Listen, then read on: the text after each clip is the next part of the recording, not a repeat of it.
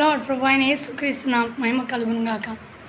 ఈరోజు దేవుని లేఖనాల్లో నుండి రూతు గ్రంథం 2వ అధ్యాయం 11వ వచనమును మనం ఆలోచించినట్లయితే, బోయాజు రూతుతో అంటాడు కదా, రూతు నీవు జీవించిన విధానమును, నీవు నీ దేశమును విడిచి వచ్చిన విధానమును, నీవు ఎట్లా పవిత్రంగా నీవు కాపాడుకుంటున్నావో, లేకపోతే నీ అత్తకు ఎట్లా నమ్మకంగా ఉన్నావో, దేశం కాని దేశమునకు వచ్చి నీ ప్రజలు కాని వారి మధ్యన నీవెట్లాగా నమ్మకంగా జీవిస్తున్నావో ఇదంతయు చూశాను గనుక నీ ఎడల నాకు కనికరము వచ్చింది అని బోయాజు రూతుతో చెప్తున్నాడు. దీనికి అర్థం, ప్రభు అయిన యేసుక్రీస్తు బోయాజుకు సాదృశ్యమైతే రూతు సంఘము అనగా మందిరానికి వచ్చే ప్రతి ఒక్కరి సంఘము అని అనమండి.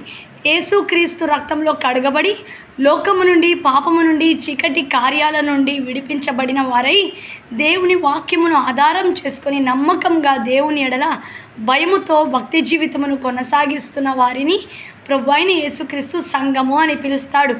కాబట్టి సంఘం అట్లాంటి వారు కూడి ఉన్న చోట దేవుడు దిగి వస్తాడు, భూమి కంపిస్తుంది అని వాక్యం తెలియజేస్తుంది. కాబట్టి రూతు సంఘమునకు సాదృశ్యమైతే తండ్రి అయిన దేవుడు ప్రభు అయిన యేసుక్రీస్తు మనతో చెప్తున్న మాట ఏంటంటే, నీవు ఈ లోకంలో, ఈ పరదేశులమైన మనం ఈ లోకంలో, లేకపోతే యాత్రికులమైన మనం ఈ లోకంలో ఎట్లా పవిత్రంగా జీవించాలి, ఎట్లా యథార్థంగా జీవించాలి, ఎట్లా సత్యమును అనుసరించి జీవించాలి, ఎట్లా నమ్మకంగా జీవించాలో ఈ జీవిత విధానమును ప్రభువు చూస్తున్నాడు. దీనిని బట్టియే నీకు భవిష్యత్తులో ప్రతిఫలమును అనుగ్రహిస్తాడు. ఆ రూతు పరిశుద్ధతను కాపాడుకుంది. ఆ రూతు పరజనుల మధ్యన యథార్థంగా నిలబడింది. ఆ రూతు తన ఇంటి వారిని, తన ఇంటి ఆచారాలను విడిచిపెట్టి తన దేశమునకు, దేవుని పట్టణమునకు వచ్చింది. అక్కడ నమ్మకంగా ఉంది. అంటే ఇదంతయు చూశాను గనుక నీ ఎడల కటాక్షం కలిగింది. దేవుడు కూడా మనల్ని చూస్తున్నాడు, మన జీవిత విధానాన్ని చూస్తున్నాడు, మన మాటలను చూస్తున్నాడు.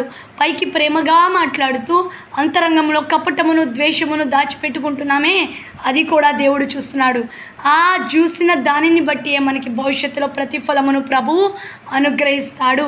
ఆ రూతు నమ్మకంగా జీవించి, యథార్థంగా జీవించి, పరిశుద్ధంగా జీవించిన కారణాన్ని బట్టి ఆమె ఆ పొలమునకు యజమానురాలైంది, ఆ దేశంలో ఆస్తిపరురాలైంది. ఈరోజు ప్రభువు నిన్ను దీవించాలి, నీ భవిష్యత్తును ఆశీర్వదించాలి, నీకు నెమ్మది దినములను, సమాధానకరమైన దినములను ప్రభు అనుగ్రహించాలి అంటే ఈరోజు నీ ప్రవర్తన, ఇప్పుడు నీ ప్రవర్తన, నీ ఆలోచనలు, నీ తలంపులను ప్రభువు చూస్తున్నాడు. ఆయన నీ నమ్మకత్వమును బట్టి, నీ యథార్థతను బట్టి, నీ పరిశుద్ధతను బట్టి, నీ అంతరంగమును బట్టి ఆయన నిన్ను రాబో దినాల్లో ఆశీర్వదించగలడు.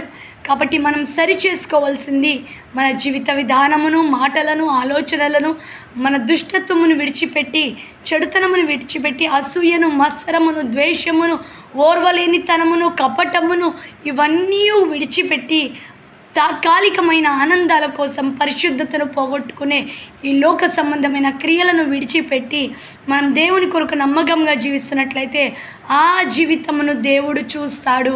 దానిని బట్టి మన భవిష్యత్తును ప్రభు ఆశీర్వదిస్తాడు.